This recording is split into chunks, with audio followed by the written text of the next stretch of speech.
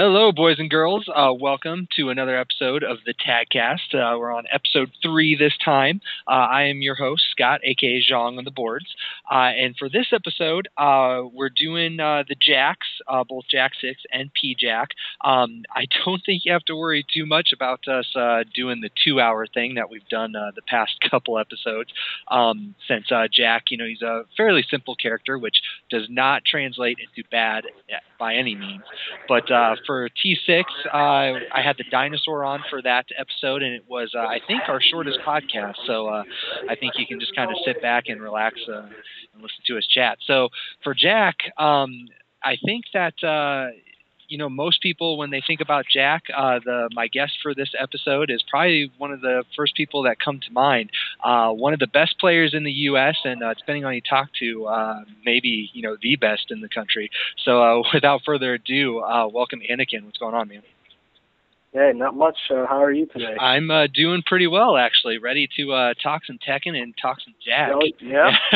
So Okay. I think most of the stuff you do, is pretty interview based. So I think a lot of people know kind of your background and everything.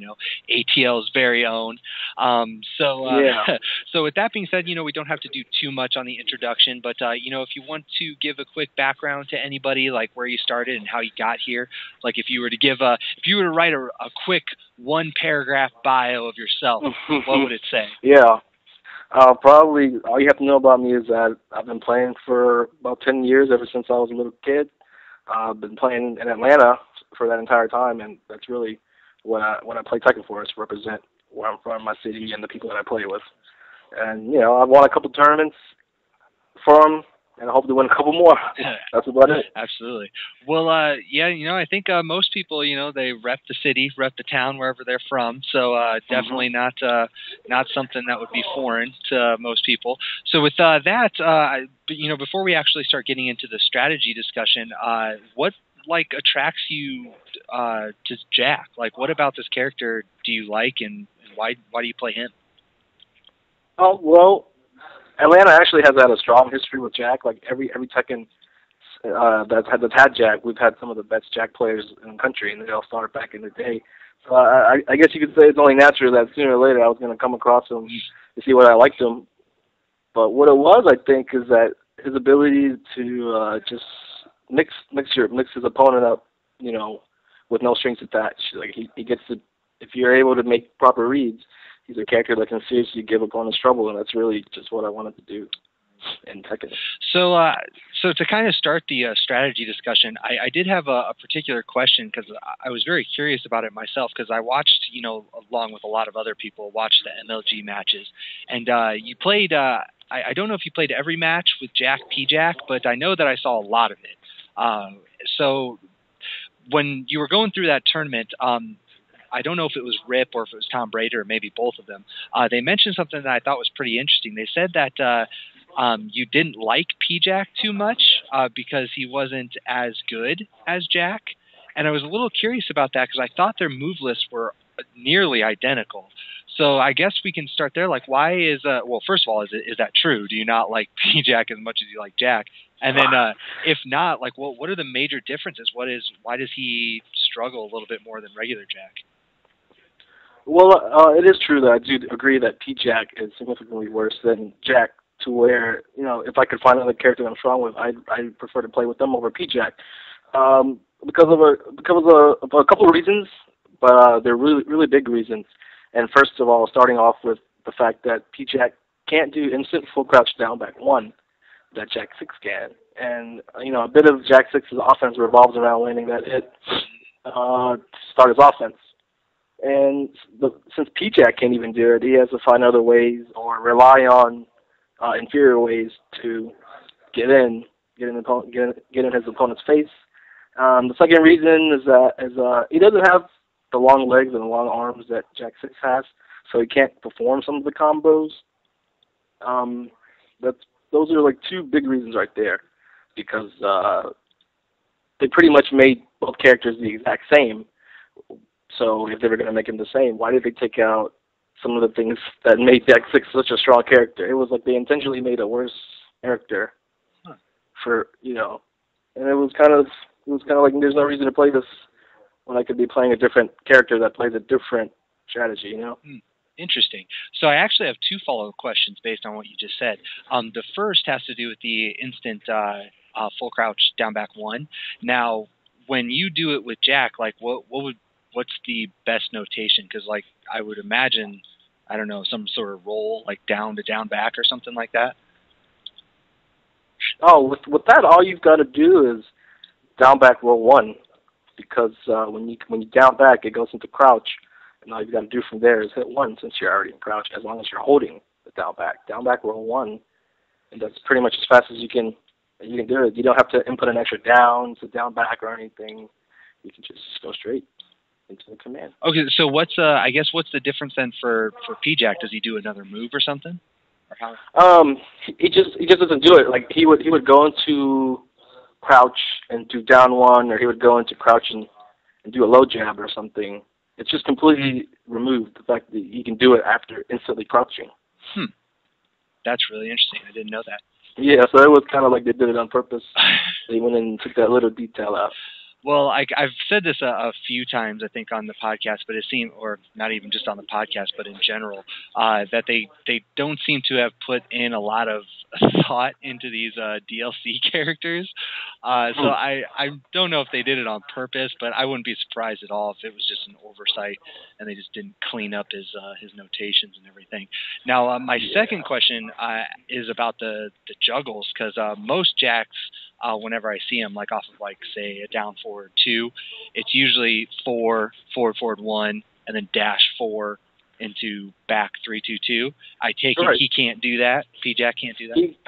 He can do every step up until the last of back 3-2-2, in which the final 2 with. It happens a lot in combos where if you're going to involve other characters, or if you're comboing Jack 6 to P-Jack, or and they would do a long meaty combo that would end with back 3-2-2. It'll either drop out at some point early, or for sure drop out when he does back 3-2-2. And you rely on that more. You rely on that last hit for also a wall carry. And if you're losing out on that, you're losing the damage and the wall carry. So that's kind of a big deal. And now that was just just by themselves or whatever. So I notice a lot of Jack players, when they do tag assault or whatever it may be, they do the up 12. Does that, like doing tag assaults, is there a big difference there, or is it usually just like a raw tag or, by himself? Where that? Say again one more time, up 12, as in the up gunshot? Yeah, the up 1+2.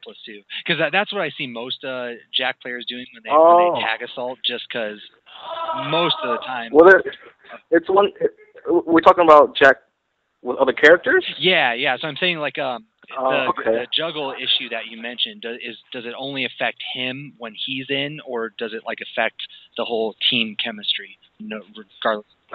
Pretty much. If it's the assists that you can use the up gunshot assist with Jack 6 and P-Jack. It's nothing. There's no change there. But it's just if you were comboing with P-Jack into Lars, and Lars would do his assist, and you would end with if you were Jack 6 in another case, you could do back 3-2-2. Let's say if you were P-Jack, it would more than likely not hit. So it does affect the entire cast when you're playing P-Jack with another character. Like so far, there's no good reason you should be using P-Jack over Jack 6 if you're going to play. Gotcha. So if you ever see somebody playing P-Jack, it's mostly just for preference. It's not really. Yeah, preference. I like to do it because it allows me to play the same style twice. And it's a style that I'm so familiar with, and I found so much success with in Tekken 6 that naturally and instinctively it's the first thing I turn to. Gotcha. So let's talk about that style for a minute, because when I had the dinosaur on, Jack, it's mostly forward 1, down back 1, and then just starting the offense from there. So walk us through that. Like what's your mindset when you're trying to do that? Are you just focusing on the instant full crouch down back 1s and just doing that, or like what is your strategy to get in? Well, what's unique is that Jack 6, even though you're only going to use a couple tools with him, some of his tools cover multiple options that an opponent can defend, like an opponent can use to defend. Like for instance, if you were to use 4-4-1, even though you can sidestep it, a lot of players who do try to sidestep it fail to do it properly. So if I were to time a 4-4-1, it would in some cases, catch a side-stepping opponent, as well as someone who's ducking or someone who's trying to dash back. So, and it's safe, and that option is covered too. So 441, the sledgehammer, is pretty much a universal attack that I can use safely. And that kind of works the same with all of his other attacks too. For standing 2, his down back 1 covers a lot of things, so that he can keep his attack arsenal limited and focus on doing other things, like maybe defending, for example. You know what I mean? Yeah. Oh, yeah. No, absolutely. And it's it's funny. You mentioned the safety of Ford 1 because on our last podcast when I had Antonio on, we were talking Devil Jin, and he was just making a point about safety and like pushback and everything. And even though I'd have to look it up, I think what is Ford 1's like negative 7, 8 something. No, I have no idea. Hold on, let me double check. No frame data. Well, while I'm pulling that up, the point is like even though it's a negative whatever, you can't. You're not really free afterwards. Yeah. Well, not only are you not free, but you can't really do anything with that advantage because of the pushback. Because in order to get close to him, right. Yeah, it takes time. So all of that advantage. Well, some characters have a quick long range attack that they can use just to catch and see if a Jack 6 player would try to move after having his 4-4-1 block. Like I know Tekken 6 King could do I think it's 4-4-4, like a straight lunge out kick after blocking, and the Jack 6 player would kind of like have to block that. You know what I mean? You couldn't try to do anything afterwards. Oh, there's no like backdashing out of it or anything? No, I don't think so. If I remember correctly. So only a few characters I've seen have done that to me though. Well, yeah, I would imagine it's pretty risky because if you of course, like you can always grab them out of it. That's what I like. That's what I'd like to do recently. Oh wow, a grab will beat that? Yeah, I like to have my 4-4-1 block, and then just buffer the tombstone. That's most of the time. That's what you're going to see when you see tombstone after block 4-4-1. It's just fishing for like a lunge and attack, and they're so confident that the attack has to be blocked that they wouldn't even expect the grab. So yeah, interesting. All right. That's the stuff I use. Okay. Well, so let's see what other. Okay, so we were talking about the Ford 1, and then of course everybody knows about down back 1. It's arguably the. And the big difference between that, down back 1 and full crouch down back 1 should be talked about separately. Oh yeah. If we're talking about Jack. Oh yeah, absolutely. Because I know that full crouch down back 1 gives a lot more frames, a lot more advantage off of that. Yeah. So not as much in Tekken 6, but I think it's enough to work with in this game still, so it's not too big of a nerf. What they changed. Do you know what the nerf was? I actually did not realize that they changed that. I know in Tekken 6 there was something crazy that you get like +9 on a low hit, and now they cut it down to I think +3. I want to guess. It's nothing. It's not as like it's not over 5. I don't think. It doesn't feel like it is. So maybe +4 or +3, +2, something like that. So in that case, I mean, you kind of opened the door there for us to talk about the differences between that and down back 1. So from the sound, the way that you have phrased that, it sounds like there's more of a difference than just the damage, or not the damage, the frame advantage. Oh yeah, I mean the speed, of course, down back 1, you really can't react to that. When a player chooses to do full crouch down back 1, you can kind of see the duck animation before the low poke is inputted. So that's actually a parry on reaction. But down back 1s can't be parried unless on anticipation or like a chicken parry or whatever. But it's quicker and it also has longer range. With full crouch down back 1, you have to be face to face to use if you want to use it offensively. But down back 1 has like a slightly larger range, and that's like that's the main difference. The main difference, I think, when I use down back 1, it's because I want a quick low poke that I can back away from afterwards from a good range. And when I want to use full crouch, it's usually to initiate something, pretty much. If that, yeah, that's what I do. Full crouch down back 1 is like an offensive thing, because people are scared of it. And full crouch down back 1 is just a simple poke. You really can't get a lot of options off of it. so I don't like to base my offense around it as much. Gotcha. So after a full crouch down back one lands, then I'd like to know like what your opinions are on his follow-ups, because like I know some people like to do just like big time mix-ups and huge risks. Like I notice like say a player like Mateo, if you've watched him play at all, he loves to throw out the while standing ones. He's all about trying to read you and getting you to duck so that he can hit you with a big time launcher. So after once you're in that position and you start your offense, I know they gave him while standing 2-1. That's new. So what are his best options now, or what do you prefer to do after that? I mean, full crouch down back one to while standing one worked pretty good in Tekken 6, but in this game it doesn't give him enough of frame advantage to really allow him to do that without facing great risks, unless you're playing online. So I don't know.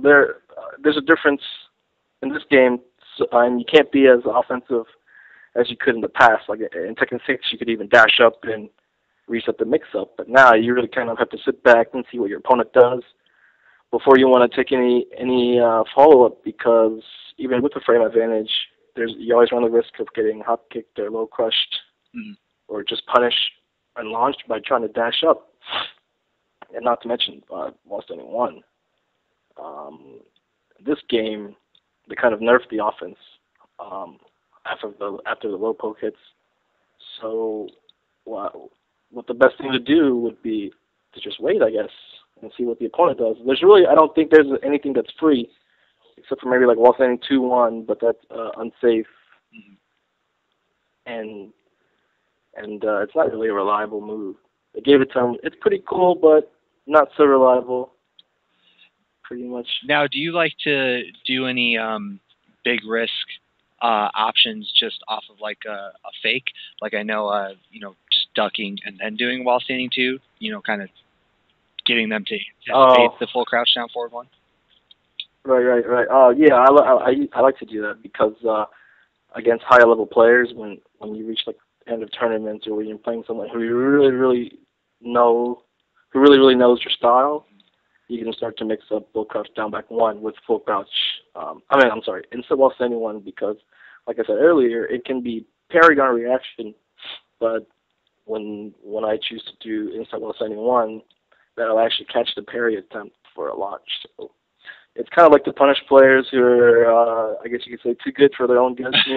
When they're trying to parry things that shouldn't be parried, they get to eat a launcher for it. So it's something that I use to keep my opponents in check once I find out that they're trying to parry the low on reaction. Other risks, I think I like to use down both punches, which is the giant high crush launcher, only when I really sense jabs coming at from an opponent. And it's just like a mental thing. It's good to scare them and mentally scar them after they try to do jabs. Maybe like next time before doing jabs. And it just, I guess it opens up a lot for me if I'm able to, come through on a giant risk like that. But outside of those two, I really can't think of something that I really rely upon. Gotcha. So I did want to talk about like the changes just overall from T6 to Tag 2, because we talked a little bit about the full crouch down back 1, how that's changed a little bit, and then you also mentioned kind of just how because of that and how other things have slowed down, the while standing 1 stuff has, we talked about while standing 2-1. That's obviously a new move. Are there a lot of what I mentioned you hearing? It kind of sounds like nerf after nerf after nerf. Are there any like notable changes that make him better aside from just the tag system and having a second character? I think this game you're in a close range combat situation a lot more than in Tekken 6. In my opinion, it seems like the character models are a little bit bigger, or whatever it is. It seems like there isn't as much space in between, from like the left side of the screen to your character's back. You know what I mean? There isn't too much stage to see, so you're in a closed space a lot of the times, and that allows Jack 6 to use some of his long range attacks for when your opponent's trying to space out, and whereas in Tekken 6, your opponent can fully like backdash out of say forward both punches. In Tekken 2, it's actually its range has been improved because of the closed space situation, and it'll catch a lot of opponents even with really good spacing because they don't expect something like that to hit them when they're backdashing so well. That's one thing that he benefits from, from having just the overall engine change. They've still got what is it? I think in this game they nerfed damage also, or it feels like they nerfed like regular ground damage, and they lowered like health bars or something. So Jack, since he's a poke character, a lot of his pokes do a little bit more damage to the health bar than in Tekken 6. It seems. I mean, I may be completely wrong, but it's just how it feels to me. Well, yeah, I think pokes in general seem stronger. Yeah, I know. We actually talked about it a little bit in the last podcast about that too, and I think it has a lot to do with the fact that, if I'm not mistaken, the life bar per character is smaller in this game than in T6, but because you have two, the idea is that you have way more in general. Mm-hmm. But and also, like I said, the ground hits do a higher percentage on initial hit. So since Jack is such a pokey character with standing twos and full crush down block ones, you can pile up that damage quicker than he did in Tekken 6, which is a big plus for him because after all the nerfs, Okay, so you just said he's a big pokey character. So do you consider we talked about the lows? Do you consider forward 1 to be a poke, or what are his best mid pokes that you should be using? Mid pokes. I think his best mid pokes down forward 2. Yeah, I wouldn't really poke a mid because in this game you can't get comboed. For the most part, you can't get comboed for doing quick lows. That's a big difference from a game like Marvel where you could get combo for doing a low poke. So in this game, most people are blocking standing, and my job is to annoy them and poke them so hard that they want to start ducking, where I can use my ability to read or adapt to bait out those ducks and use down forward 2 for big damage, which is why I use that attack a lot more often than other Jack players. And then when other Jack players see me using down forward 2 a lot, they want to imitate, but they don't really know the timings for that. It's specific timings that once I've picked up upon, I start using down forward 2s a lot when I start figuring out the duck tendencies. So I think that it's not worth poking mid unless you're going to launch him. So down forward 2 is a really quick launcher that launches crouching opponents. So I'm not kidding when I say probably down forward 2 is a great mid poke. But if you want to play a little safer, I think down forward 1 is pretty solid. And also, forward 1 is pretty good. It's got free falls afterwards, and you get a really good wake-up game. So for being safe, it's pretty good. Pretty good. Gotcha. So, I'm glad you mentioned down forward too, because obviously a lot of people who play against Jack understand how scary that move can be. Because like you mentioned, I know that it launches crouch. It's not launch punishable. So that's always a plus, and he doesn't have a hop kick, so that's essentially his version.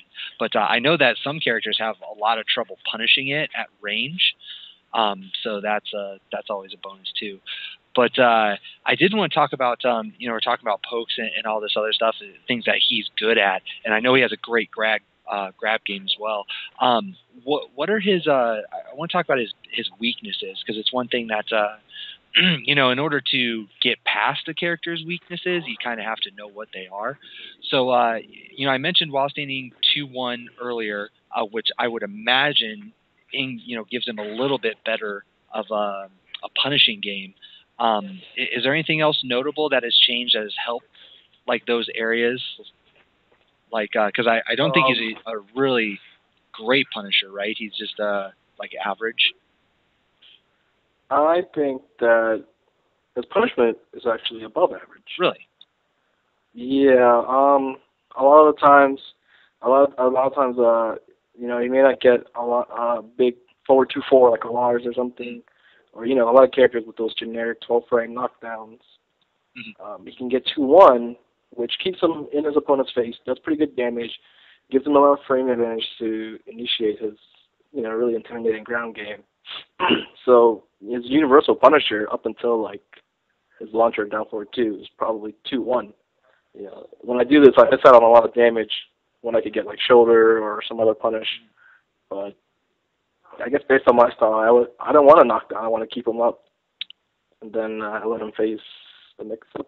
So for me, I think his punish game fits my style. Gotcha. And I would prefer to do things like 2-1 up until I can launch him. And I'm guessing the only time that would change would be like at a wall or something with a shoulder. Yeah, pretty much. And he's such a great character at the wall. It doesn't even matter his punishers, because he's gonna get his opponent sooner or later if given the opportunities, I think. Okay, well, let's talk about that then real quick, the wall game, because I know the whole down back one string, that hits at the wall after a wall splat. But when you say wall game, I'm guessing you're talking about all of it, like just they're back to the wall and they can't go anywhere. So what, you were talking earlier about how he needs to use, instant down back, full crouch down back one to kind of start that offense. Now I'm, guessing since you don't have anywhere to go as an opponent, that works heavily in his favor in that mix-up game you were just talking about, 2-1, how you prefer to have them standing and they can't go anywhere. So in addition to that, like what is there anything that changes at the wall, or are you still looking at the same 3 or 4 moves that you would out in the open, or is there maybe something else that you don't normally use that suddenly comes into play? Pretty much all of his regular attacks become that much stronger at the wall because you're faced with nowhere to run, and in this case, his throw game becomes, almost twice as effective, because here's where you can really seriously mix him up with the wall stun grab. Players are looking for that a lot of times at the wall, and that allows them to open up a lot of opportunities to mix in with other grabs. If it's a player who likes to duck, it takes a simple down forward 2 to go for a huge combo. And then on wake up, you got to face that whole low mid option with nowhere to go, nowhere to sidestep, and pretty much on the wall, when he's got you. You have to take big risks to get out the wall because you really can't rely on movement. And if he's got you, caught up in frames, you're gonna have to take a guess and throw something out risky. And against players who have good instincts, it's not gonna work as much as you'd like it to. So I think that's where he excels the most, at the wall, because it's just a deadly place to be with a character who can infinitely mix you up. Gotcha. Well, and I know most of his grabs don't move you around much. They keep you right there in front of him. So if he manages to land a grab, you're still in the same crappy situation you were beforehand. And I did want to ask a little bit, because I'm not insanely familiar with I know his grabs, but I don't know like what options he has off of it. Like what sorts of like nasty does he have? Well, I guess I should ask if he even has like really nasty pickup options, or are you usually just trying to get like the ground hits, like I don't know, maybe a forward 3 or down. I see. Well, he's one of the few characters that have a grab that goes into a combo. He's got down forward 2-4, which can also be tack ball throwable. It does really good damage. He's got the wall stun grab that I mentioned earlier that does like 50 points of damage, and then gets a wall stun if not broken properly. And then if his back's against the wall, his one grab throws his opponent to the wall. I don't know if he still has a free follow-up, but in the past, when he performs that, he gets a free low hit in afterwards. So even if it's broken, he still switches sides with his opponent, which can be used like in high-level play, like purposely having a player break grabs to switch sides. Mm-hmm. So he's got pretty much a lot of options at the wall for grabs. And I don't really even use some of his other like really good grabs that other good Jack players use. The ones that go where you break them over the lap or the back or the knee or whatever. Mm-hmm. And this grab game just goes on and on and on. He has too many grabs, as a matter of fact. Gotcha. I think that's what it is. Gotcha. One thing I did want to ask real quick, the down forward 2+4 grab. Now you can do it down forward and down forward, down forward. Well, I always forget, what's the difference between the two? If you do down forward 2-4, you're not gonna get you don't recover in time to run under and get a full combo. I think you have to instantly bound from a back turn position, and you get a really short combo. So if you do down forward, you can actually run under and do a full meaty combo, or you can tag that one out. And you can't tag the one where you only do one down forward. And what's cool about the one that gives the full combo is you can input down forward, let's say mid straightaway, and dash up really quick and do down forward 2-4. It's like an old school trick, and you're still gonna get the grab out. So you don't reveal yourself trying to do down forward, and you're ducking all the time. So you can mimic a crouch from far away, run up, and then do an instant 2-4 grab. And if they don't break it, you get a full combo. Yeah, so that's something I don't know players. Yeah, you mentioned old school. I know that's like one of the main tricks to sneaking in a waning moon is doing that same sort of thing. Yeah. So, yeah, no, definitely good advice for anyone who has a down forward grab is that you can buffer that for the newer players out there who aren't aware. Yeah, even Julia's Mad Axis, you can do running Mad Axis. Yep, exactly. Pretty much. Well, I know. Yeah, I think Slips also you can do running rodeo, sort of the same way. Oh, I gotta learn that. I never heard that one. It's dirty, but yeah, I gotta learn that. So okay, so we were talking about the walls. Let's see, what else have we need to talk about? Okay, you talked about his range a little bit. How is the difference between the two jacks? So you mentioned his damage in general has gone up a little bit just because the way the poking and ground hits work. Mm-hmm. Do you think how do you feel his juggle damage is in this game? Do you think it's just average, or do you think he does really, really well? I think that that's something that depends on his partner. One of the reasons why I do play P-Jack with him is that he gets some of the strong combos that he's never going to get with anyone else in the cast. With P-Jack as an assist character, whether it be in an open field or on the wall, that's really character dependent. He can get really bad damage with some characters, and then he can get pretty good damage with some other characters. But I don't think that he's ever going to break the highest tier of combo damage, like maybe Lars could get or Mishima could get. But yeah, he's no slouch when it comes to combo damage. I don't think. So especially at the wall. So let me ask this then. Like with Jack and P-Jack, what's like your standard bread and butter that gets him the big damage? Pretty much you just do the standard down forward 2, and then standing punch and to a pound, where you bring in P-Jack, and this is maybe one of the few things that P-Jack does better than Jack 6. He can do as an assist character up forward 1. And if you hold the 1, he's going to do like the extended gunshot, which does like 20. And it's something that Jack 6 can't do because his arms are so long that they go above the character. But since P-Jack sucks so bad, this is where he shines. He gets to do that, and Jack 6 can run up to his forward 4 big kick that he does for his regular staple solo combo, and then follow with back 3-2-2, and that's like nearly 90 points of damage, which, if I'm not mistaken, was like one of the higher damage numbers, especially off of like a weak launcher, because most combo damage comes from the starting launcher pretty much. Mm-hmm. So off of down forward 2, you get like a lot of combo damage. So okay, so that's really the only question I had about juggles per se. Now with the back 3-2-2, I imagine that his wall carry is pretty good. Yeah. Depending on your partner, but pretty good. But definitely not bad, that's for sure.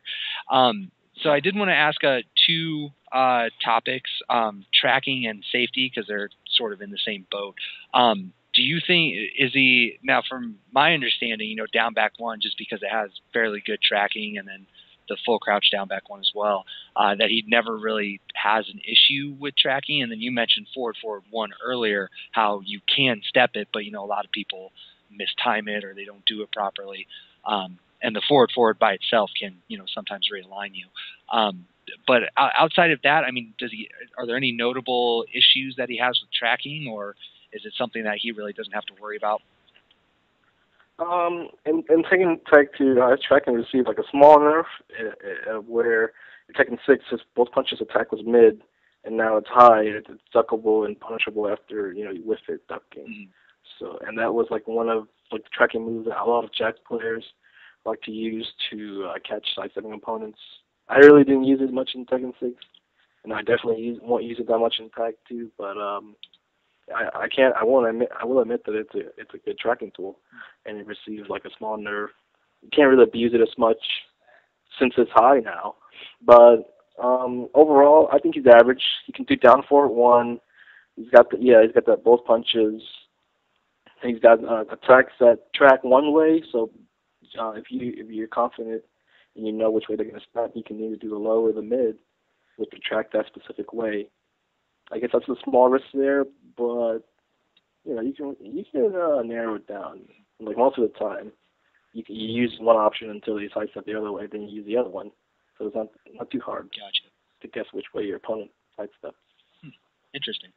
So kind of along with that, because you kind of opened the door there with knowing which way that your opponent is going to step. Now, Jack, he has a lot of safe tools, forward one, stuff like that.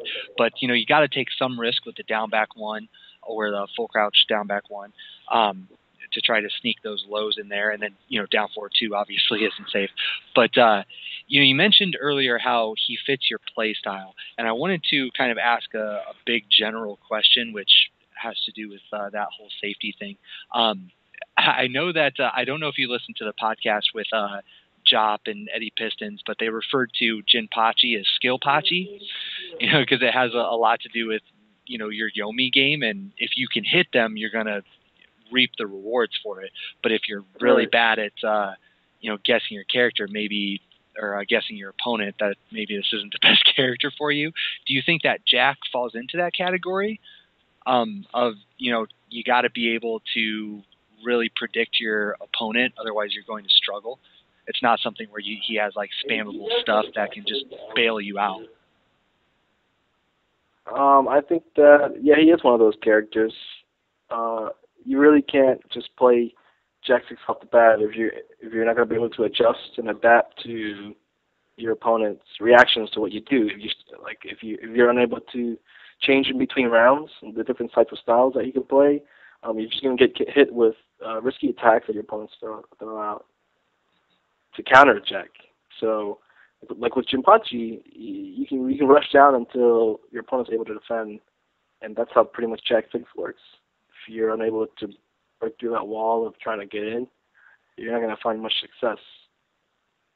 So I think that's where a lot of Jack 6 players fail, when they just try to imitate what some other ones are doing.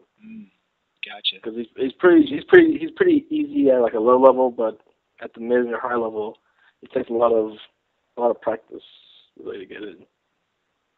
So with that in mind, I would imagine that in order to be really successful with Jack, you have to have a lot of character knowledge. Yeah, definitely a lot of character knowledge. It's kind of like mandatory. Gotcha. One of the things that I do really well is duck a lot of strings or properly punish, and it's something that comes with like playing the same character a lot of the time. Now, to get that character knowledge, now are you usually playing online, or are you playing a lot with like the other ATL guys? I think that online is a really good tool to play and learn a lot of characters, because you get to run into all the characters and you get to see what everyone's doing. You learn a lot playing online, even though it's not the same as offline mode. You can learn a lot of things the online. So recently, when Tekken Tag 2 dropped, I didn't have a lot of time to drive around and play. So I'm using online as a primary tool to learn all the new things that are happening with every character in the game. And a lot of the times, in previous games, when I got bored of playing my main characters, I would always play pretty much the entire cast. So throughout the years, I've learned a lot about all the characters, and I can even play them now. at a high level. So that helps a lot too. If you're able to play with the characters, you familiarize yourself with all the strings and punishers, so you can fight those characters easily. Gotcha. Yeah, I ask because with online now, I know that there's a lot of people that are using that when they can't get sessions in or whatever. So I was curious, like how the scene was there, and if you were able to do that, or if you were using online, because there's a lot of online warriors out there. Of course, you're always going to have them, but oh yeah. But yeah, I didn't know if you, like it's very split. Like a lot of people do acknowledge that that online is a lot better, but like Antonio, who was just on last podcast, he said some of it had to do with his internet, but I know just in general he's not a huge fan of online play, so he doesn't really touch it a whole lot.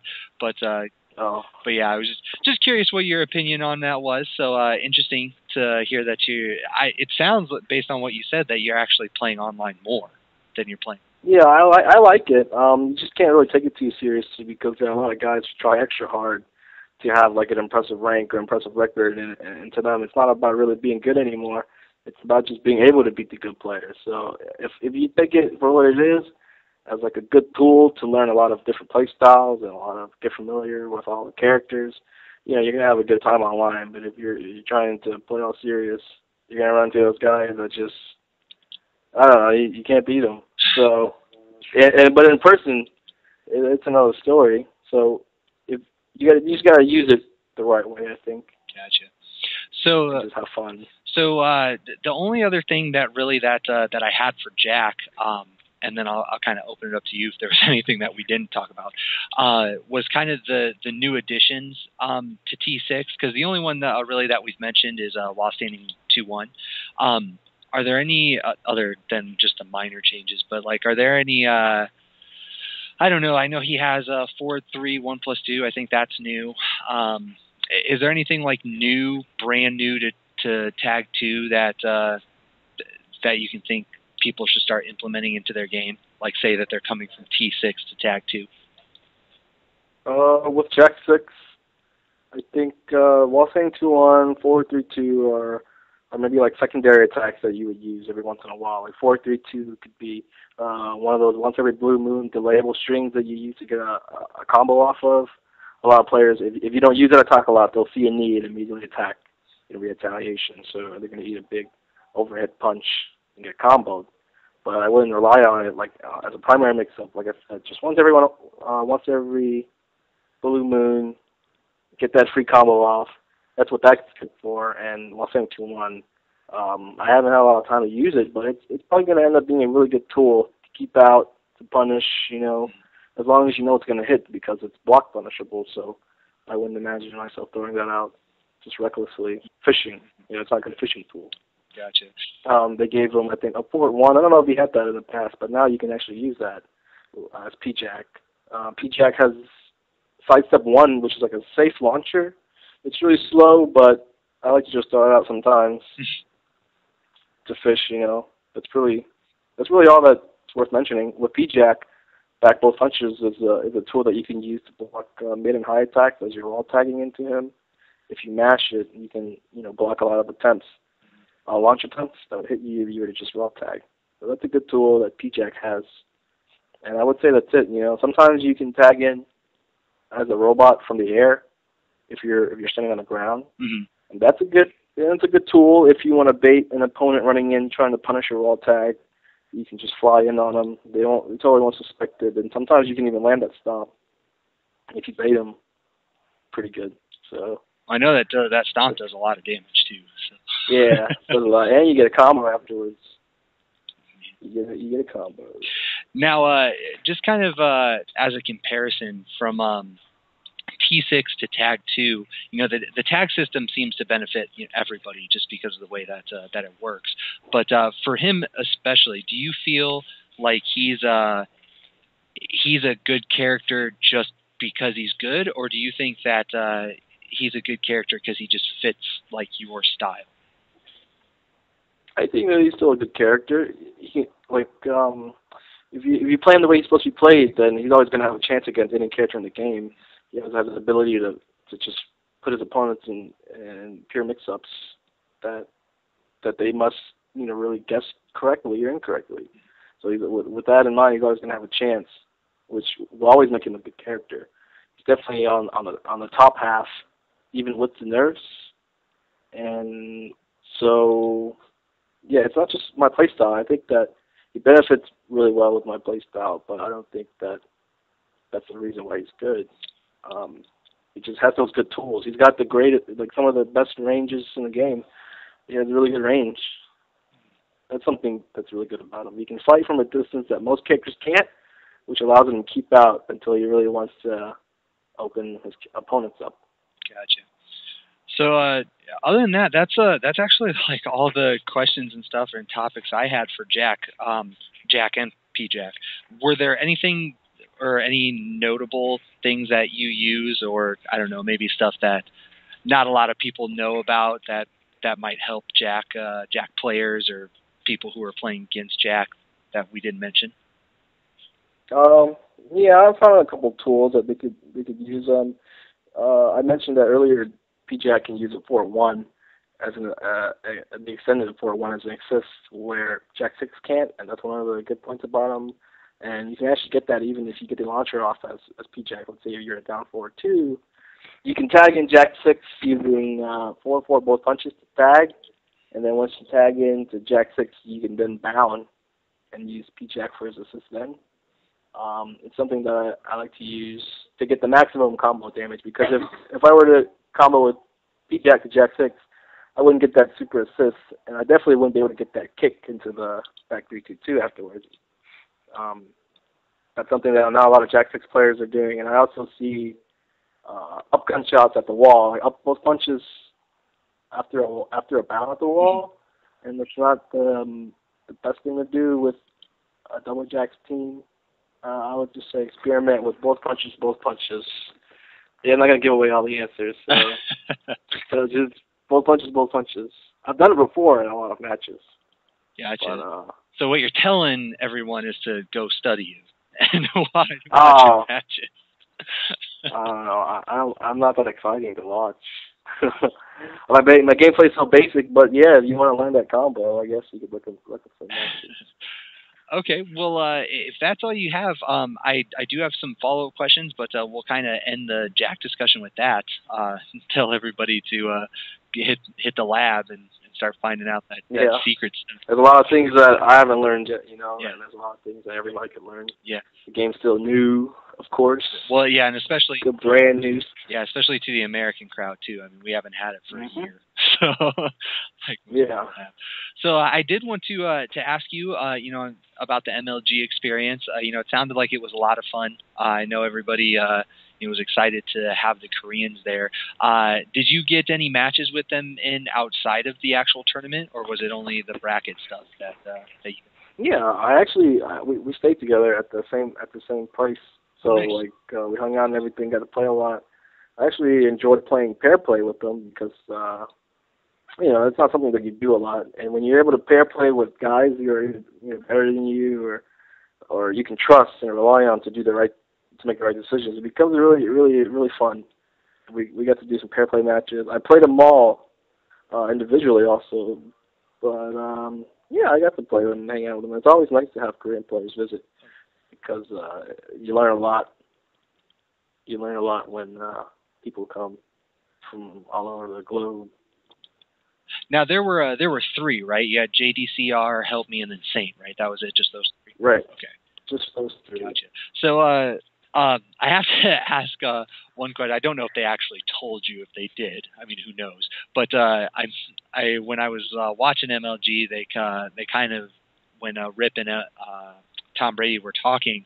The last time that they came over.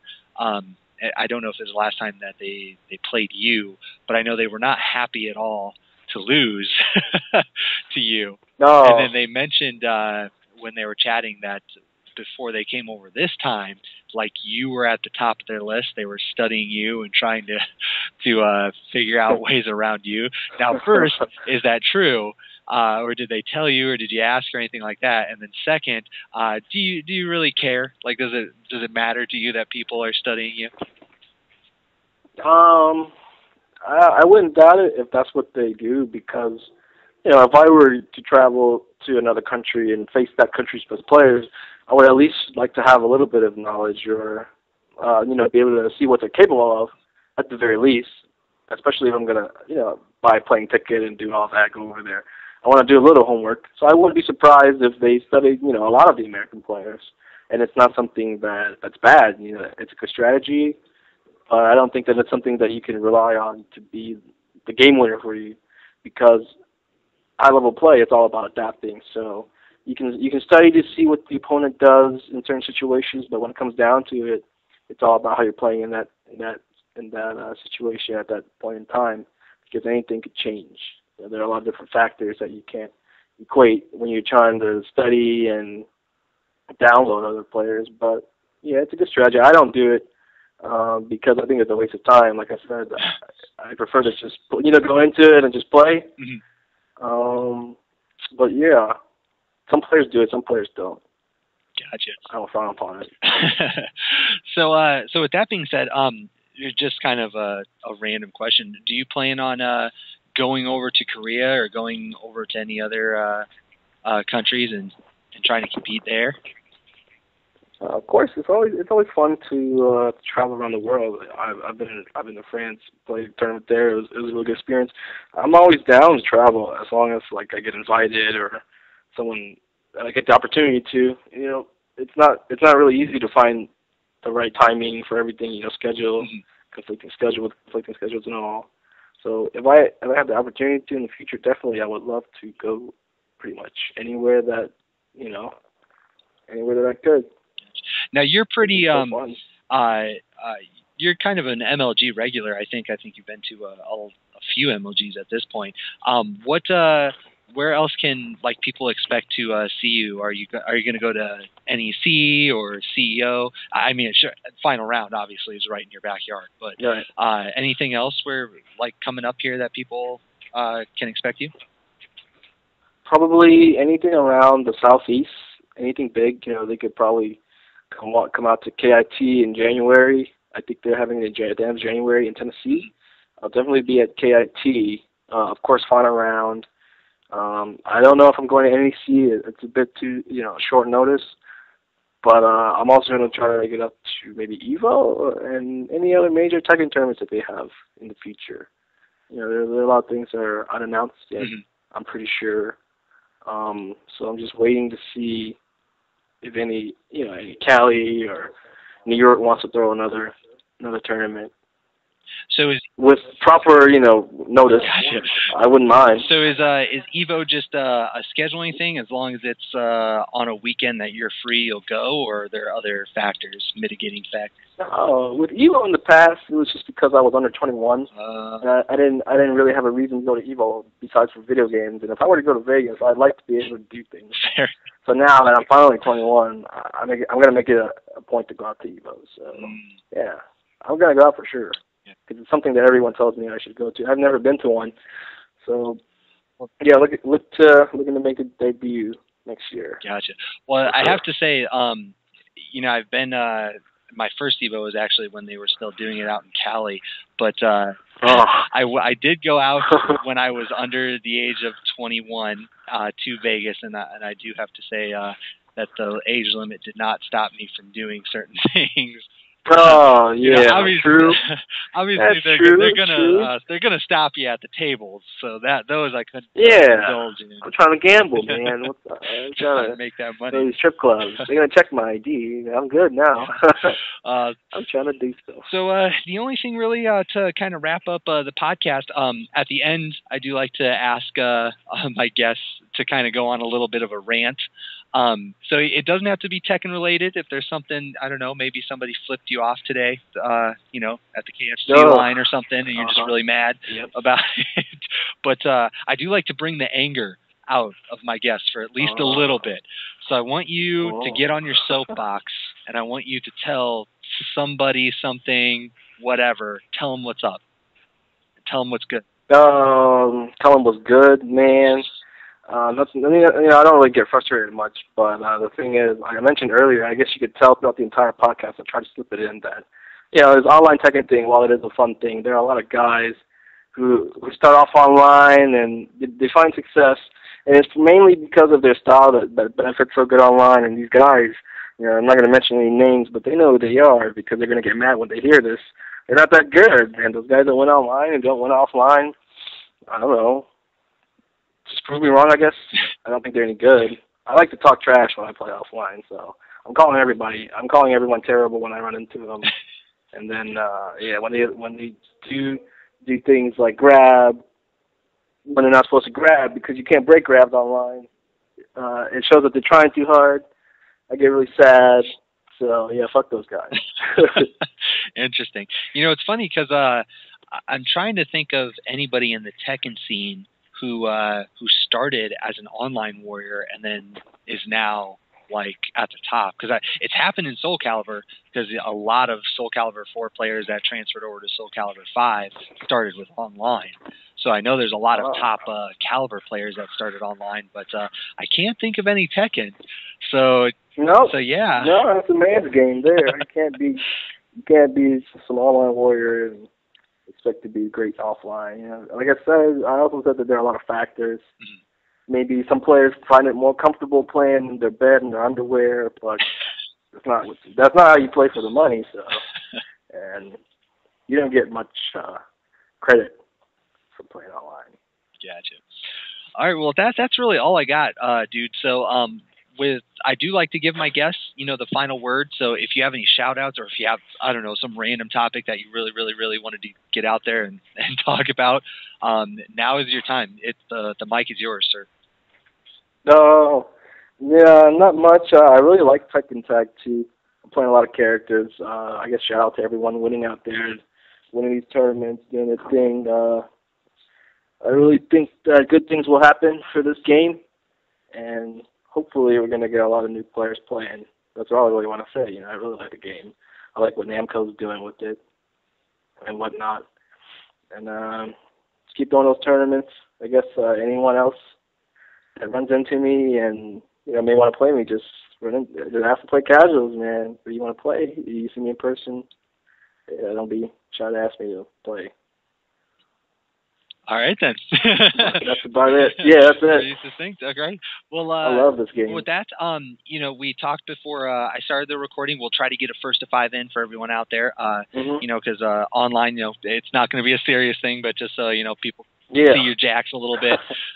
You don't need to reveal all the juice because you won't need it to beat me. But still, something fun to do. So hopefully we'll get that. We can do that. I'm free tonight. I'm free later. We're free tomorrow night. Just let me know. Cool. Well, there you go, everybody. We'll get that done for you. But with that, that's all I got. So thank you very much for coming on to the podcast and talking some jacks with me and letting everybody in on a little bit of the juice for Tag 2. Best of luck in the future. You and maybe a couple other people are America's best hope. So when it comes to Tekken. Yeah. So yeah. Hope I can do it. So best of luck in the future, and I've been saying it over and over again. I've been going to try to come out to final round this year. I've yet to beat the final round. That's a must. Yeah, because I hear it's just great times. So with that, we look to see great things from you in the future. And thank you, everyone, for listening.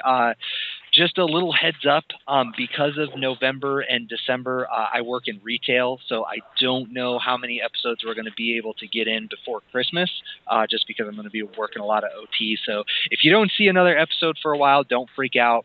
It's just a little bit of a pause. But with that, we'll definitely keep going and getting it done. So thanks, everybody, for listening. Thanks again, Anakin, for coming on, and we will check everyone next time. Later.